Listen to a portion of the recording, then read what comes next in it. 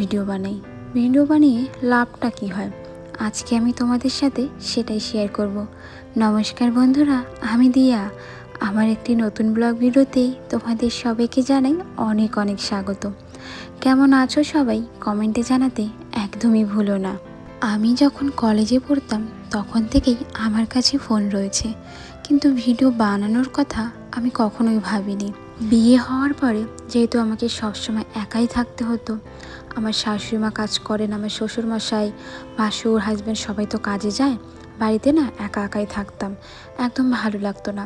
তার উপরে আমি আবার কারো বাড়িতেও যাই না, মানে কারোর সাথে গল্প করা, অন্যের নিন্দে করা, এইসব বিষয় না আমার একদম ভালো লাগে না। বিয়ের আগেও তেমন একটা কারো বাড়িতে যেতাম না, আর বিয়ের পরে তো একদমই যাই না। বাড়িতে থাকতে থাকতে ভীষণ বোরিং লাগা শুরু হলো। এই কথা যখন হাজব্যান্ডকে জানালাম তখন বলল যে তুমি ভিডিও বানাতে পারো, ইউটিউবে তো বাড়ির বউরা অনেক রকম ভিডিও বানায়, তুমি একটু চেষ্টা করে দেখো, যদি পারো তাহলে বিষয়টা কন্টিনিউ করতে পারো। তারপর থেকে শুরু হলো আমার ভিডিও বানানো। প্রত্যেক দিন যা যা করতাম সেসবই ভিডিওর মাধ্যমে দেখানোর চেষ্টা করতাম। আমার জানো তো প্রথমে না কোনো ভিউ যেত না, মানে একটাও ভিউ যেত না। ভীষণ মন খারাপ হতে শুরু করলো, কি করব। তারপর না আমি অনেকগুলো চ্যানেল খুলেছিলাম, বেশিরভাগ চ্যানেলই আমি এখন বন্ধ করে দিয়েছি। তখন আমি কমেডি চ্যানেল খুলেছিলাম, সাথে যেগুলো হয় না গানের সাথে মুখ মেলায়, সেরকম অনেক চ্যানেল খুলেছিলাম, ইনস্টাগ্রাম, ফেসবুকেও খুলেছিলাম। কিন্তু দেখলাম ভিডিওগুলো 2-1 দিন ভিউ যাওয়ার পরে সেগুলো সব রিচ ডাউন হয়ে যাচ্ছে। তারপর থেকে আমি চ্যানেলগুলো বন্ধ করে দিলাম। আমি আবার ফিরে এলাম আমার এই পুরনো চ্যানেলে। আর ধীরে ধীরে ভিডিও বানাতে বানাতে এখন দেখছি কিছু কিছু মানুষের, মানে তোমাদের আর কি, ভালো লাগছে, ভিডিওতে অল্প স্বল্প ভিউ যাচ্ছে, মানে দেখে ভালো লাগছে। বাড়িতে এমনি এমনি মন খারাপ করে বসে থাকার বদলে আমার মনে হয় সারাদিন কী কাজকর্মগুলো করছি সেগুলো ভিডিওর মাধ্যমে যদি প্রকাশ করতে পারি, নিজের মনটা কিন্তু ভীষণ ভালো হয়ে যায়। হ্যাঁ, নিজেকে ভালো তো রাখতেই হবে। ঘরের কাজগুলো যখন চুপচাপ করব না, মনের ভেতর কেমন একটা লাগে, এই জন্যই আর কি ভিডিওগুলো করা। এখন বর্তমান সময় দাঁড়িয়ে আমি আমার এই ব্লগ চ্যানেলটা কন্টিনিউ করছি। তা যাই হোক, তোমাদের সাথে অনেক কথা আজকে বলে ফেললাম, চলো এখন ঘরের কাজ করা যাক। আমি যেহেতু কমেডি ভিডিও বানাই, এই জন্য না আজকে সকালে দেখেই ভিডিওটা শুরু করেছিলাম। আর কমেডি ভিডিও করলে কি হয়, যেহেতু আমি এখানে ভয়েস ওভার দিতে পারবো না, একদম ক্যামেরার সামনেই কথা বলে ভিডিওগুলো বানাতে হবে। আর এখন তো দেখছি প্রায়শই বৃষ্টি হচ্ছে, দিনের বেলা বৃষ্টি, রাতের বেলা বৃষ্টি, বৃষ্টির কোনো ঠিক নেই। এই জন্য আগে কমেডি ভিডিওটা কমপ্লিট করে এডিট করে তারপরেই আমি ব্লগ ভিডিওটা শুরু করছি। সকালে ভেবেছিলাম বিছানার চাদরটা উঠিয়ে পাল্টে ধুয়ে নিব, কিন্তু সময় পাইনি। আর এদিকে বাইরের দিকে দেখছিলাম রোদ তেমন একটা ওঠেনি, না ধুয়ে মনে হয় ভালোই করেছি। এখন যদি কালকে রোদ্র উঠে কালকে ধুয়ে দেওয়া যাবে। আজকে বিছানার চাদরটা পাল্টে এই নীল কালারের বেডশিটটা পারলাম।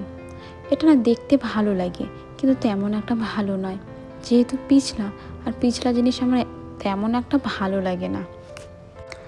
আমার আগের ভিডিওতে ব্লগার বাণী বলেছ, চলে এলাম বনু তোমার ভিডিও দেখতে। থ্যাংক ইউ ব্লগার বাণী দিদি ভাই। রিফা অফিসিয়াল চ্যানেল থেকে বলেছ, ভিডিওর শুরুতেই তুমি যে মিউজিকটা দাও তাতে কপিরাইট আসে না, আর তুমি এটা কোথা থেকে ব্যবহার করো? না গো, এতে কোনো কপিরাইট আসে না, যেহেতু আমি এটা ইউটিউব লাইব্রেরি থেকে মিউজিকটা নিয়েছি। তুমি চাইলেই ইউটিউব লাইব্রেরি থেকে যে কোনো মিউজিক নিতে পারো, এখানে তোমার কোনো কপিরাইট আসবে না। কিন্তু তুমি যদি ইউটিউব লাইব্রেরি ছাড়া অন্য জায়গা থেকে মিউজিক নিয়ে সেগুলো ভিডিওতে ব্যবহার করো, তাহলে আমি বলতে পারি তোমার 100% কপিরাইট আসবে। নিজের ভিডিওর কিন্তু এই ছোট ছোট দিকগুলো দেখতে হবে। এসব ছোট ছোট বিষয়ের জন্যই কিন্তু আমাদের ভিডিওতে পরে অনেক রকম প্রবলেম দিতে পারে। এই যেমন green dollar, yellow dollar, red dollar এসব হয়ে যেতে পারে। গ্রিন ডলার আমাদের সবসময় রাখতে হবে, মানে নিজের চ্যানেলটাকে সবসময় ভিডিওগুলোকে ভালো রাখতে হবে। সেখানে রেড বা ইয়েলো করলে কিন্তু একদমই চলবে না।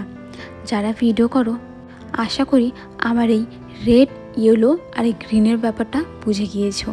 আর যদি না বুঝে থাকো তাহলে আমাকে অবশ্যই বলো, পরের ভিডিওতে এটা নিয়ে একটা বিস্তারিত কথা বলবো, তাহলে ভালো মতো করে বুঝতে পারবে। যেই বেডশিটটা আমি উঠিয়ে নিয়েছিলাম, সেটা এখন গুছিয়ে রেখে দেব। যেহেতু ধুয়ে দিব না, তাই ভাবলাম শোকেসের ওপর গুছিয়ে রেখে দিই।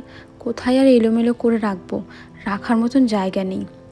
আগে জানো তো, ঘরে না একটা রশি টানিয়েছিলাম, দেখতে ভীষণ খারাপ লাগে, এই জন্য আর কি আবার খুলে দিয়েছি। ঘরের মধ্যে রশি জিনিসটা ভালো লাগে না গো, যদি বারান্দা হতো তাও ভালো লাগতো। বেশি একটা কাপড় ধুইনি, অনেক দিন ধরে তো কাপড় ধোয়া হচ্ছে না, শুধু এই বাসি কাপড়গুলোই ধুয়ে দিচ্ছি এখন। আকাশের যে অবস্থা, যখন তখন আবার বৃষ্টি নেমে যেতে পারে। পেছনের দিকে দেখো, 2 দিন আগের কাপড় এখনও পর্যন্ত ভিজা রয়েছে, আর আমাকে ভালো ভালো কুর্তিগুলো বের করে এখন পরতে হচ্ছে। জামা কাপড় না শুকালে যা হয় আর কি। আর দেখো, আমাদের বাড়িতে যে বিড়ালটা আসতো না, ওই বিড়ালটা আজকে ওর বাচ্চাগুলোকেও নিয়ে আসছে। ওর 4টা বাচ্চা হয়েছে, এখন অনেকটা বড় হয়ে গিয়েছে, অনেক দিন আগেই হয়েছিল, মানে 3-4 দিন আগে নিয়ে আসছিলো। আর এত অত্যাচার করে 4জনকেই ভাগিয়ে দিয়েছিলাম। আজকে আবার সকালে আসছে খেলা করার জন্য। তো বিড়ালটাকে দেখার পর আমি চলে এলাম ঘরে। সকালে যখন ভাত রান্না করেছিলাম, ভাতটা না কোনো কারণবশত সিদ্ধ হয়নি, মানে একটু না শক্ত শক্ত রয়েছে। তো শক্ত ভাত না খেতে ভালো লাগে না, ডাইরেক্ট গিয়ে আমার বুকের মধ্যে আটকে যায়। এই জন্য ভাতটাকে আরও একটু সিদ্ধ করার জন্য আমি হাঁড়ির মধ্যে একটু জল বসিয়ে দিলাম। জলটা ফুটন্ত গরম হবে, তারপর ভাতটা দিয়ে বেশ কিছুক্ষণ সিদ্ধ করব, মানে যতক্ষণ দরকার আর কি ততক্ষণ। তারপর মাঠটা ছেঁকে নিলেই ভাতটা কিন্তু গরমও হয়ে গেল, আর যে কাঁচা ভাবটা ছিল সেটাও থাকবে না। প্রত্যেক দিনের মতন আজকে দেখলাম ঘরে টমেটো রয়েছে, এই জন্য একটু স্যালাড করে নিচ্ছি। আজকে তো শসা নেই, খালি পেঁয়াজ আর টমেটো দিয়েই স্যালাডটা করে নেব। একটা কাঁচা লঙ্কা দিয়ে দিয়েছি। এইদিকে ততক্ষণে জলটাও গরম হয়ে যাওয়ার কারণে ভাতটাও দিয়ে দিব। ভাতটা যতক্ষণ ফুটবে না, বাইরে গিয়ে আমি জল ভরে নিব। রবিবারে তো জল এনেছিলাম, জলের বোতলে জলগুলো না শেষ হয়ে গিয়েছে, এই জন্য জারকিন থেকে এখন জল নিব।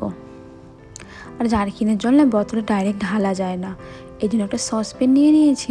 এই সসপ্যানের মধ্যে ঢেলে তারপর জলের বোতলগুলোর মধ্যে ভরবো। ঘরে কিন্তু ফিল্টার রয়েছে, আমি ভেবেছিলাম ফিল্টারে জল ঢালবো।